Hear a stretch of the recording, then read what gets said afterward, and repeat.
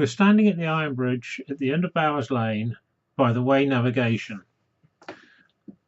This is what it looked like in 2010. Note the line of the bank. And this is the way it is being treated by the Environment Agency, National Trust and Guildford Borough Council, depending on who you believe and who's in control. The speed of this river is about 6 knots. The sticks you can see that are lying, vertical sticks that are lying, are an attempt to stop the erosion. If you look under the bridge, you'll see a very neat pylons and concrete bags which have been replaced because of the washout by the high flow of this navigation.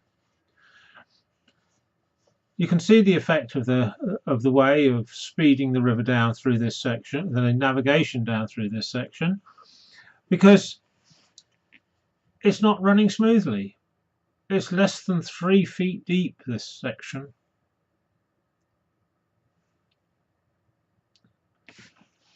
This barge, as you can see, is sitting tied up, and the eddy currents around it show you just how much erosion is occurring. On the far side,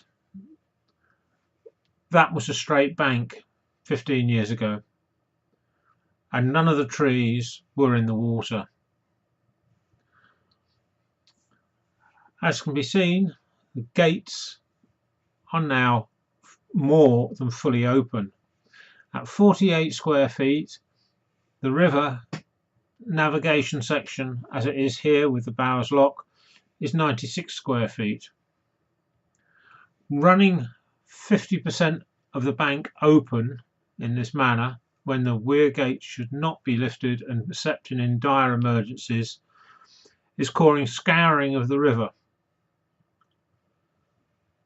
This was reported 2.5 years ago, and you will see the Gambian, the metal cage with the stones in, and you'll notice that the level of the river is a good 12 inches below that required for navigation. This is being encouraged by the action of lifting these paddles completely out of the area. The speed of the water has endangered 150 trees between Stoke Lock and Bowers Lock. The Environment Agency believe that running a gravel banked navigation at this speed is not their worry. It is the riparian landowner. But who's lifting the gates? Who instructs the gates to be lifted? Well, it falls back down to the Environment Agency. The colour of the water is the colour of the silt being washed from this section of the river, held in suspension. Erosion on the far bank can be clearly seen. These trees never did start life with their roots in the water. They were 2, 3, 4 feet away from the bank when it was first dug. In fact, it was a straight line for 400 plus years. All along this section you can see where the water has scoured out the banks. These are gravel banks and have been in position for over 400 years until the Environment Agency decided to take action and prevent flooding. Well, you can see what's happened with their actions. Those posts were in the bank. The scouring action of the water here. There's another tree that's falling in with the undercut. That tree grew not with its roots in the water, but in solid ground. This is old Bucks Weir, and as you can see, this is a shot taken on another day, but the speed of the water ripping around is going to have that tree out before long, unless of course it's grown into the concrete wall there. Looking across to where the section of bank is falling in there, eventually the weir will be undermined. It has been inspected recently, but is not found to be failing. We now have a line which should be straight across to the bridge, and as it can be seen, it's close on 4 meters from that line to where the water is now. Look at the map. Look at where the cut was omitted. This is the 90-degree bend at Old Bucks Weir. It was omitted because of the potential of high erosion turning water through 90 degrees. How much simpler would you like this explained to you? Going back towards Old Bucks Weir, the near edge of the bank has been washed away. This was a 90-degree turn into the navigation until recently, and now the bank has been scoured away by this high-speed current, and we've now lost 2 to 3 meters at this point here.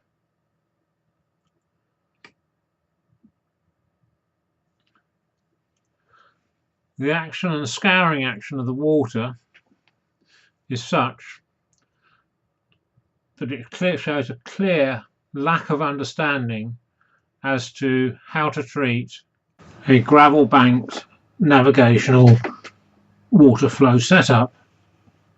In the distance is the natural floodplain of this navigation, which has worked successfully throughout the years since 1620, 1630.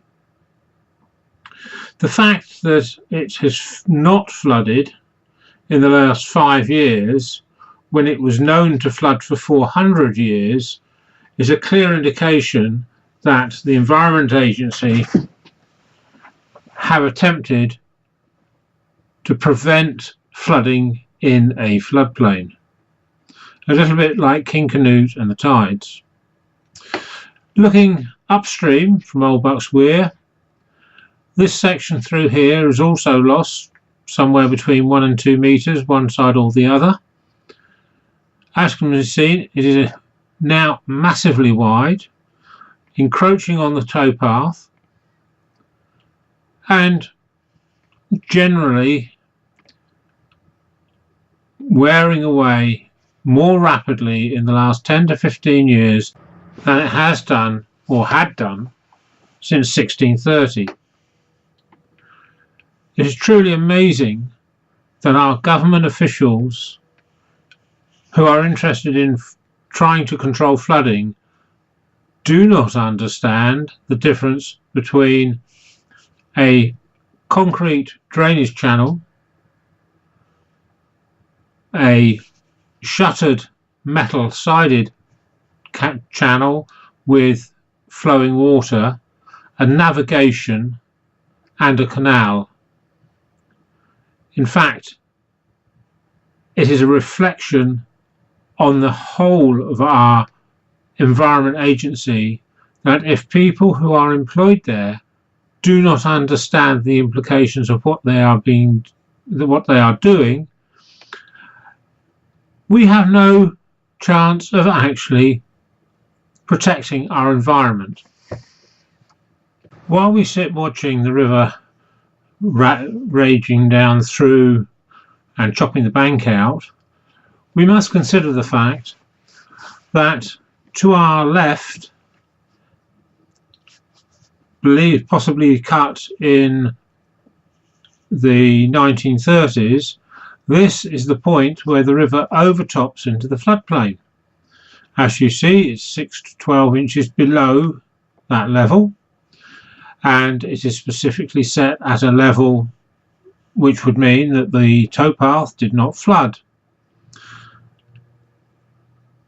It's inconceivable that anybody with an ounce of common sense cannot understand the fact that if you run a gravel banked navigation at high speed, erosion will occur. Hailstrom curve clearly demonstrates it. We look at the river and we see it flowing. But consider this. That is 3 meters wider than it used to be for 500 to 600 years. Something has gone wrong with the way we measure it. You look at this towpath.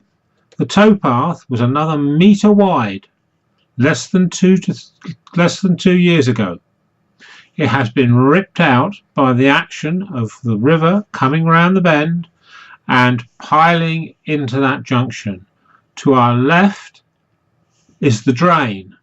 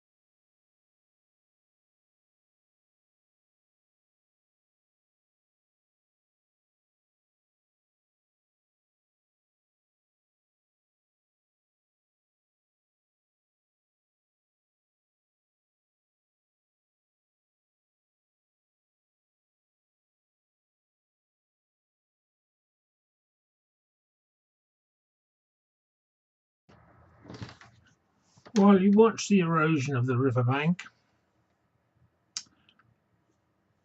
I will sign off with a document which was sent to all those involved over 2 years ago. We've lost nearly a metre of path since then.